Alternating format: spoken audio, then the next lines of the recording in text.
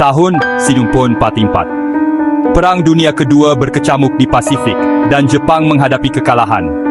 Dulu berjaya, kini pasukan Jepang kewalahan menghadapi kekuatan Amerika. Kapal, pesawat, dan tentara merebut kembali pulau demi pulau. Tanah air, yang tak tersentuh selama berabad-abad, kini terancam.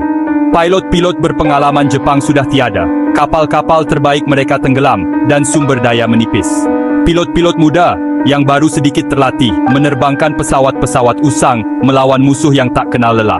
Militer tahu taktik konvensional akan gagal, sesuatu yang drastis dibutuhkan.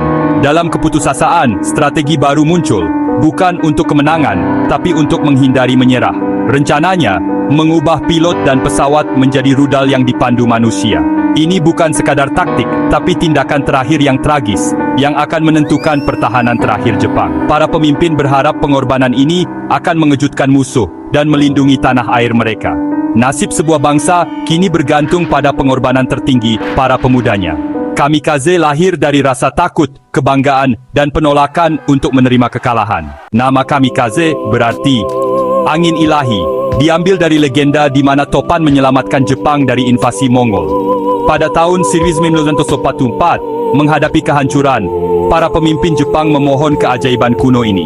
Mereka berharap pengorbanan pilot-pilot muda akan menjadi angin ilahi yang baru, membalikkan keadaan melawan Amerika.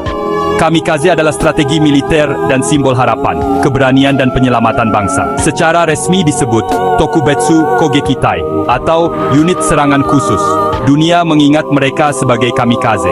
Nama itu membingkai pengorbanan mereka sebagai sesuatu yang sakral, doa putus asa untuk keajaiban lain. Pilot diberitahu bahwa kematian mereka akan melindungi Jepang, menggemakan badai legendaris. Taktik ini lahir dari campuran kebutuhan militer dan kepercayaan budaya yang mendalam. Kamikaze menjadi pertaruhan terakhir yang sakral untuk menyelamatkan bangsa. Siapakah kamikaze? Kebanyakan pemuda pelajar, anak laki-laki, saudara laki-laki, ditarik dari kehidupan dan impian mereka. Dibesarkan dengan Bushido, jalan prajurit, mereka diajari bahwa mati demi kaisar adalah kehormatan tertinggi. Hari-hari terakhir mereka dipenuhi ritual ikat kepala hachimaki, sake, dan surat untuk keluarga. Secara lahiriah, mereka menunjukkan keteguhan hati, tetapi secara pribadi, banyak yang mengakui rasa takut, kesedihan, dan kerinduan akan hidup. Mereka bukan fanatik, tetapi individu beberapa percaya, yang lain pasrah, semua tertekan oleh masyarakat dan propaganda. Buku harian mereka mengungkapkan cinta untuk keluarga, takut mati, dan kesedihan atas masa depan yang hilang. Tragedi itu bukan hanya dalam kematian mereka, tetapi dalam konflik antara tugas dan keinginan untuk hidup. Ini adalah pemuda, bukan senjata tak berwajah, masing-masing dengan harapan dan ketakutan. Pengorbanan mereka adalah produk zaman mereka, dan tragedi manusia yang mendalam. Kamikaze dikenang sebagai individu yang terjebak dalam badai perang. Misi kamikaze dimulai dengan upacara dan perpisahan terakhir. Pilot menerima target mereka, biasanya kapal induk Amerika, dan menaiki pesawat yang syarat bom, diberi bahan bakar yang cukup untuk perjalanan satu arah.